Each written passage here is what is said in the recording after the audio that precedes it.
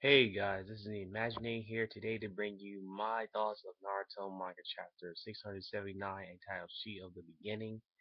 And this is how my videos are going to work basically.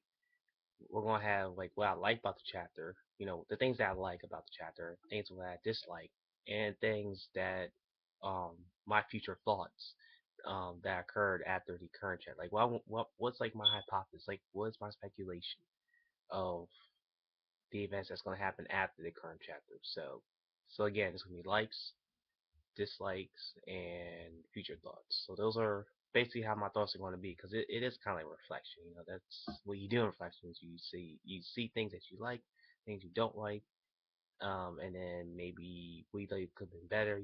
Those kind of things. But mine's just going to be divided into three portions. So without further ado, let's get this review on the way. So well, like first thing I like about the chapter was the danger. I mean, again, because we need to have danger in order to make the story more intriguing, more like hype.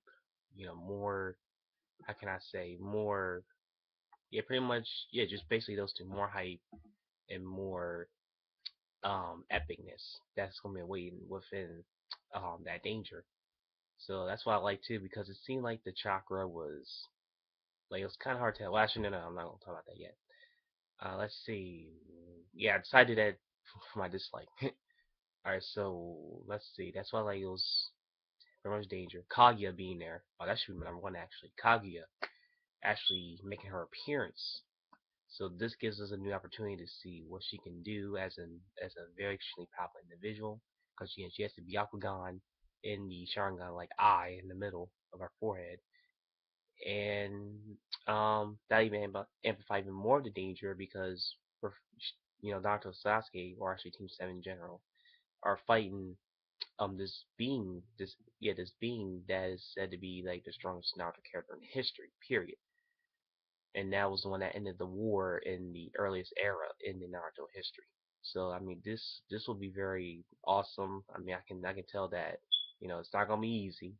And I'm glad that Naruto, Sasuke, and hopefully Kakashi and Sakura will help out too, because their team are will be strong enough to fight her. So yeah, her being there was great. Let's see what else. And what else I liked? Oh, I also like that Madara. I know this may sound weird, but I'm glad that Madara is not the main villain. Now why is that? Because I know there's like a lot of hype about Madara. Madara's been doing all these crazy things with the Chibaku's Tensei, but let's face it, guys. At the end of the day, Kaguya is the bigger threat. I mean, the bigger threat you have, the more of a great villain. Oh, excuse me. The great villain will be at the end of the series. It'll make the climax that just yeah the climax that just more epic than someone who's not much of a threat. I mean that's just me, but I like Madara. I mean Madara was really cool. He had the perfect Susanoo going on with the five Kages. He showed a new level of ninjutsu of capabilities that not many ninjas were capable of doing. So it was very nice to see him in action and putting a whole lot of danger in the characters, well, in the series itself. So yeah, I actually do like that. That I was not actually the main villain. I wanted him to, but Kaguya again, she's superior in that department. Now we'll go with dislikes. Let's see. I'll say basically, how can I say this? I guess to pick some of the panels, like no. How can I say the idea of what was going on? I say that, yeah, the idea of what was going on in the chapter. I mean, yeah, it was cool to see, but it was kind of hard for me to gauge or depict how the image was showing itself. How Kishimo drew it out. It was kind of hard to see the chakra absorb into Madara, how he was forming to Kaguya. I mean, it was kind of hard to comprehend, in my opinion, because again, I had to look back and I was like, huh, what's this? I had to look really, really, really, like really close to try to figure out like what was going on there. But it started to make sense. It kind of backed up with Black Saints who said that it um, that the people that are inventing Tsukiyomi are returned to like white Zetsus, and going to become Kaguya soldiers. So I mean that was pretty cool as well. I mean you got so that means the mentor characters like Kiba, Shino, uh, let's see, yeah, Hinata, Tamari, everybody's affected, or even Orochimaru and Tsunade, everybody's that's innocent to Tsuyomi are transforming into Kaguya's soldiers. And well, actually not Kaguya's, well, being produced, yeah, no, no, being produced as Waizetsu's soldiers, basically. So I kind of got that concept, but the only one I didn't understand was the one I mentioned before. You know, the chakra absorbing him, um, exploding with all this chakra that he's been absorbing ever since he activated into Tsukiyomi. So, and that was pretty much it that I disliked. I mean, but it was not nothing too bad. But I felt like it should have been depicted a little bit better, in my personal opinion. And now we get to my future thoughts.